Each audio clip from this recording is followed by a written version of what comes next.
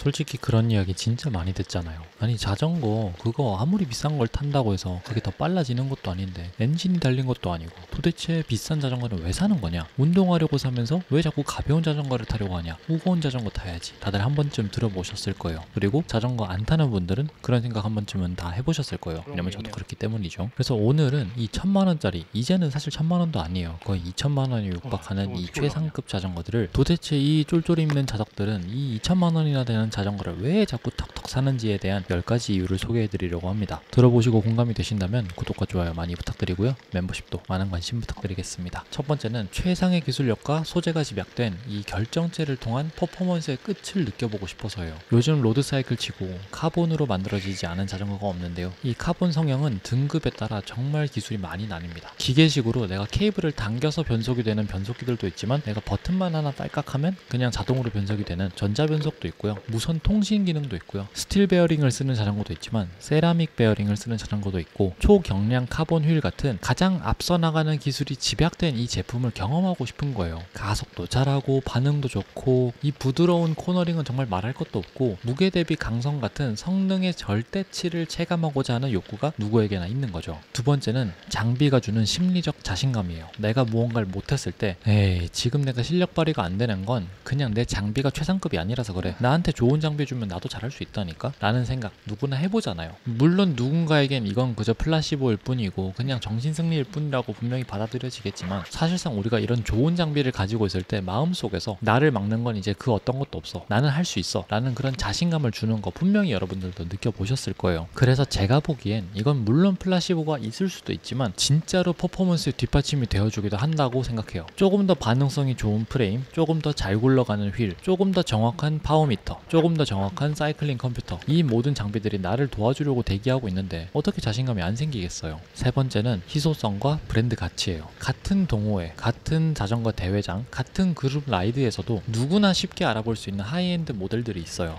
뭐 이를테면 스페셜라이즈드의 S웍스, 트랙의 SL9, BMC의 마스터피스 같은 그런 모델들이 가지는 그 브랜드의 인지도나 그 모델이 가지는 그 파워는 생각보다 막강합니다. 사실 그런 것 때문에 핸드폰도 그냥 적당한 거 쓰면 되는데 우리는 굳이 갤럭시 S 시리즈를 쓰고 아이폰 프로 모델을 쓰는 거잖아요. 그런 나만 쓴다는 희소성과 좋은 브랜드를 쓰는 나를 봤을 때 다른 사람들이 가지는 나에 대한 그런 의견들, 편견일 수도 있지만 결국 우리 인간은 그런 사회적인 평가에서 자유로울 수 없다는 점을 생각하면 비싼 자전거를 사는데도 큰 의미가 있을 수 있는 거죠. 네 번째는 경쟁심과 랭킹 욕구인데요. 스트라바에 있는 킹 오브 마운틴, 뭐 대회 기록들, 그리고 동호회 내에서의 순위, 사실 신경 안 쓴다 하지만 내 눈앞에 그 숫자들이 나열되고 내 위에 누군가가 있고 내가 계산할 수 있는 여지들이 눈에 보이면 사실 누구나 그 계산을 하고 싶고 내 앞에 있는 사람을 이겨보고 싶은 마음 생길 수 있단 말이죠. 특히나 자전거나 달리기 이런 레이스의 형태, 그런 달려나가는 형태의 운동일수록 더더욱 그 경쟁을 잘 부추겨줘요.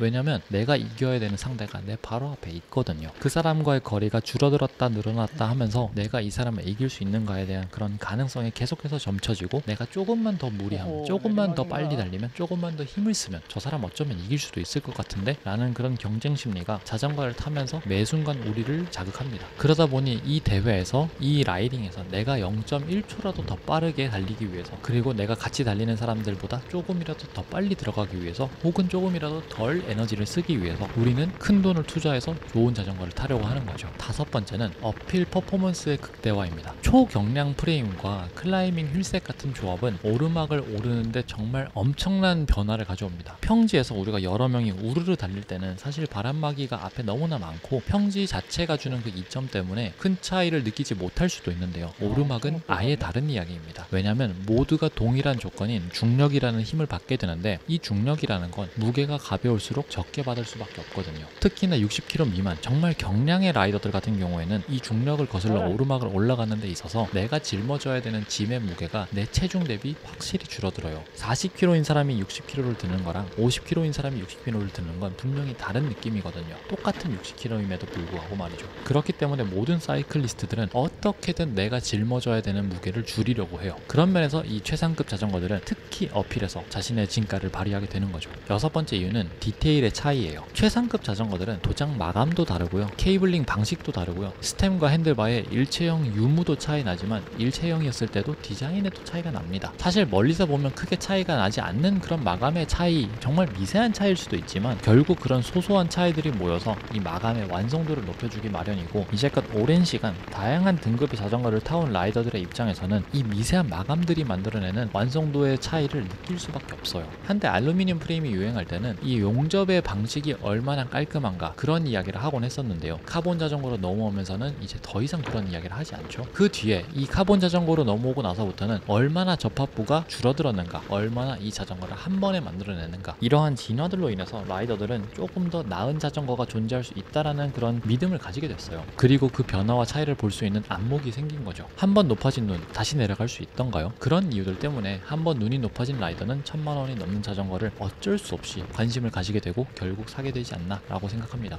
7번째 이유는 장비 탓을 하지 않기 위해서인데요. 사실 제가 1000만 원이 넘는 자전거를 타는 이유가 바로 여기에 있습니다. 저 같은 경우에는 자전거뿐만 아니라 러닝화도 그렇고 카메라도 그렇고요. 제가 무언가를 할 때 이건 절대로 내가 실력이 부족해서 그런 거지 장비가 아쉬워서 그런 게 아니다, 그런 배수의 진을 치는 걸 좋아하거든요. 그게 아니면 조금이라도 팩에서 흘러내리거나 조금이라도 오르막에서 내가 느려지거나 조금이라도 나의 실력에 의문을 가지게 됐을 때 훈련을 통해 나의 실력을 늘리려 하기보다는 장비에서 자꾸 변명을 하게 돼요. 이것만 바꾸면 내가 더 잘 타게 될 텐데, 이것만 바꾸면 내가 더 잘 찍게 될 텐데, 그런 변명거리들을 좀 미연에 방지하기 위해서 최대한 좋은 장비를 미리 사두고 이 장비에 걸맞는 실력을 이후에 챙겨가자 라는 식의 접근을 저는 하곤 합니다. 혹자는 실력에 맞는 장비를 사야 한다, 그래서 지금 내 실력에 맞는 장비를 쓰다가 나중에 내 실력이 좋아지면 그에 맞는 장비로 기변을 해야 된다 라고 생각을 하시는 분들도 계시겠지만, 저는 장비는 일단 갖춰놓자, 그리고 절대 변명하지 말고 그 장비에 걸맞는 사람이 되자 라는 쪽입니다. 8번째는 자주 바꾸지 않고 한 방에 끝내기 위해서요. 자전거를 이렇게 자세히 보면 생각보다 등급이 촘촘하게 나뉘어져 있습니다. 그래서 밑에서부터 올라가려고 하면 몇 단계를 건너뛰지 않는 이상 정말 잦은 업그레이드를 해야 돼요. 그리고 그 등급 안에서도 어떤 휠을 쓰느냐, 어떤 구동계를 쓰느냐, 어떤 핸들바를 쓰느냐, 어떤 타이어를 쓰느냐 같은 정말 다양한 부분에서 우리가 변화를 줄 수 있거든요. 그런데 이런 것들에 익숙하고 이런 것들을 즐기는 분들이면 모르겠지만, 나는 그냥 한 번에 자전거 사서 그냥 편하게 타고 싶은데 뭘 자꾸 이걸 바꾸고 저걸 바꾸라고 하는 건지 귀찮아 죽겠다 라고 하시는 분들 분명히 계실 거예요. 그런 분들의 입장에서 이 최상급 완성차 자전거들은 이미 모든 컴포넌트들이 서로의 등급에 걸맞은 등급으로 구성이 되어 있기 때문에 사실상 크게 고민할 게 없어요. 그냥 매장에서 사서 당장 라이딩을 하러 나가도 누구도 내 자전거에 대해서 문제 삼는 사람은 없고요. 나 역시도 다른 컴포넌트들이 좋아 보이는 거 쉽지 않은 일입니다. 그때부터는 선망이나 동경이 아니라 그냥 순수한 호기심으로 전환이 돼요. 그렇기 때문에 그 호기심 때문에 내가 다시 또 400만 원을 또 쓸 수 있을까? 이건 사실 정말 내가 필요하거나 아니면 내가 부러워서 그걸 가지고 싶을 때보다는 조금 더 욕구를 참아내기가 쉽습니다. 그래서 입문급, 중급 이런 등급들을 거치는 과정을 아예 생략해버리고 처음부터 최상급으로 가서 오래 타겠다는 마인드인 거죠. 어떻게 보면 중복 투자를 하지 않고 잦은 기변을 하지 않는 이 행위 자체가 가장 소비적으로선 현명할 수도 있다는 생각도 들어요. 9번째 이유는 기함급만의 미적 감성과 디자인 취향인데요. 자전거를 모르는 분, 그 어떤 사람에게 이 자전거들을 나열해놓고 이 중에 가장 비싼 자전거 뭘 것 같으세요? 라고 물어본다면 대부분의 사람들은 아주 손쉽게 비싼 자전거를 골라낼 수 있습니다. 이건 제가 최근에 진주 목걸이를 한번 구경하러 간 적이 있는데요. 거기서 80만원부터 230만원까지의 그 진주 목걸이들을 이렇게 나열해놓고 한번 구별해보세요 하는데, 진주에 전혀 관심도 없고 아는 것도 없는 저조차도 80만원부터 230만원까지 틀림없이 나열을 할 수 있을 정도로 좋은 건 티가 납니다. 색깔도 그렇고 프레임의 형태도 그렇고 마감도 그렇고 최상급 자전거에만 들어가는 특수한 기능들도 그렇고, 이 최상급 자전거들은 디자인적으로 굉장히 감각적인 경우가 많아서 우리가 비싼 돈을 쓸 때 명분을 많이 붙이게 되잖아요. 이건 이런 기능도 있고 저런 기능도 있고 이러저러 해서다 라는 이유들 정말 많을 수 있지만, 사실 이 1000만원짜리 자전거들이 단순히 예뻐서 선택되는 경우도 정말 많습니다. 마지막 10번째 이유는 월드 투어 팀과 같은 자전거를 타는 기분을 느끼고 싶어서요. 세상에는 정말 다양한 운동들이 많지만 우리가 천상계 선수들, 정말 범접할 수 없는 그 퍼포먼스를 내는 선수들과 동일한 장비를 쓸 수 있는 경우는 생각보다 흔치 않습니다.